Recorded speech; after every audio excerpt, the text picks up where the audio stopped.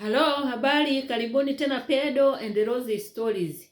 Namshukuru Mwenyezi Mungu mwingi wa rehema kwa kunilinda tena siku ya leo. Mada ya leo ninazungumzia hatua za maambukizi ya VVU au HIV. Hatua za maambukizi. Hatua ya kwanza ya maambukizi ya HIV, VVU au HIV husambaa mwilini kwa haraka sana, mtu bila kujua. Yaani hatua hii mtu anapata maambukizi bila yeye kujua kama amepata maambukizi. Kwa hiyo VVU vile sasa, VVU, VHIV, virusi vile vinasambaa mwilini bila aliyeambukizwa kujua, bila yeye kujua. Na hii ni kati ya wiki ya pili au mpaka wiki ya 4. Dalili anazoweza kupata ni mafua, homa na upele. Lakini sasa msije mkamwona mtu labda ana mafua au ana homa au ana upele, tayari wale ndugu zangu ambao yani mtu ukipewa caption tu tayari umeshapata, tayari ukaanza kufikiria labda fulani ana VVU. Hapana. Mpaka mtu apime ndipo aweze kujua kwamba ana maambukizi.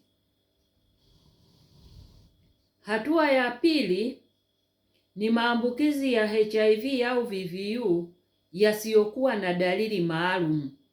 Yaani maambukizi haya hayana dalili maalum. Mfano, mtu anaweza akapata uvimbe wa nodi au uvimbe wa lymph node. Unaona? Ndio maana yanaitwa maambukizi ambayo hayana dalili maalum. Alafu mtu anaweza akapata hadi miaka 10. Yaani hii hali ambayo mtu anakuwa na maambukizi yasiyokuwa maalum, mfano hizo kuvimba lymph node, mtu anaweza akaishi na hii hali ya maambukizi ya VVU hata miaka 10. Hatumii dawa, ana maambukizi ya VVU lakini yeye hajijui. Hata miaka 10 au zaidi hajaugua wala hana dalili yoyote ile, zaidi ya zile dalili za wiki ya pili mpaka ya 4, zile za mafua, homa na upele. Alafu zile dalili huwa zinatibika na zinapotea. Kwa hiyo mtu anaendelea na maisha yake kama kawaida, lakini kumbe ana maambukizi. Naona miaka 10 kwa wagonjwa ambao hawapati matibabu, hiyo ni kawaida kabisa. Ndio maana watu wa miaka 90, miaka ya 80 waliweza kuishi zaidi ya miaka 10 mpaka dawa zilipokuja kupatikana.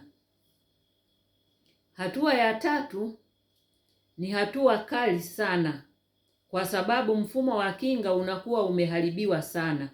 Hii ni hatua kali sana kwa sababu mfumo wa kinga umeharibiwa. Seli za CD4 ziko chini ya seli 200. Unaona, zile seli za CD4 zinakuwa zimeshashuka mwilini, ziko chini ya 200. Naona. Alafu kuna magonjwa nyemelezi yanakuwa yanamnyemelea mtu. Ndio maana hii inaitwa pia ni hatua kali sana, kwa sababu tayari magonjwa nyemelezi yanatokea. Magonjwa nyemelezi ni magonjwa kama hivyo, unakuta homa za mara kwa mara, homa zisizokwisha na homa zisizosikia tiba. Unatibiwa yani, lakini haziishi. Ukipata nafuu wiki moja, wiki ya pili zinarudi tena. Kuna kuhara. Unakuta mtu anahara, kule kuhara kusikoisha pia. Kuhara kusikofunga. Na huku kuhara kama mtu hatumii dawa, ndio unakuta sasa kunamfanya mtu anapungua uzito, kwa sababu kila atakachokula kinakwenda tumboni, hakikai, hakiusaidii mwili, hakijengi mwili wake. Kuhara kule kuna mfanya mtu apungue uzito. Alafu kuna hali ya kupata pneumonia. Naona. Alafu kuna kandinda za mdomoni. Hizi kandinda za mdomoni ni hii utando mweupe unakuwa kwenye ulimi na kwenye fizi na kwenye lip za mdomo hizi. Naona. Lakini usikae sasa ukaanza kumchungulia mtu mdomo, ukimwona ana kandinda mdomoni unasema labda. Naona. Hapana.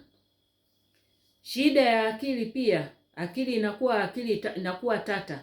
Mtu anaweza akachanganyikiwa, mtu anaweza akapata ukichaa. Halafu matatizo ya kutembea, unaona, pia na yenyewe yanatokea. Haya yote yanatokea kwa sababu tayari ni magonjwa nyemelezi, mwili hauna kinga. Hauwezi kupigana na haya magonjwa nyemelezi. Halafu kuna sarakani ya shingo ya uzazi kwa akina mama. Halafu kuna Kaposi sarcoma. Huwa ni kaposi aina fulani ya kansa lakini ya ngozi. Inamtokea mtu yoyote yule. Na ndio maana unakuta kina mama ambao ni HIV wanashauriwa waende wawe wanafanya kipimo cha kansa ya shingo ya uzazi. Halafu mtaalamu wa afya ya akili ana wajibu wa kuingilia kati kwa ajili ya kumlinda muathirika wa HIV, kwa sababu mtu tayari anachanganyikiwa, unaona, kutokana na mawazo na zile kinga za CD4 ziko chini. Kwa hiyo anatakiwa mtaalamu wa akili sasa ndiye aweze kumlinda huyu mtu muathirika wa HIV ili apunguze wasiwasi na unyogofu wa kisaikolojia. Pia mtaalamu huyu lazima awe tayari kutoa msaada wa huduma za kijamii, kisheria, ili kuweza kumlinda yule muathirika. Naona. Kwa hiyo hii ni mada ambayo nimeona pia nije nizungumzie katika kuhimiza watu waende wapime, wajue afya zao. Eleweni kwamba mimi sio mtaalamu wa afya, mimi sio daktari wala nesi, lakini nazungumza kutokana na uzoefu wangu wa kuishi na VVU kwa zaidi ya miaka 30. Namshukuru Mwenyezi Mungu. Asanteni sana. Msisahau kushare video hii, kulike, kucomment na kusubscribe kwenye hii channel. Asanteni tena.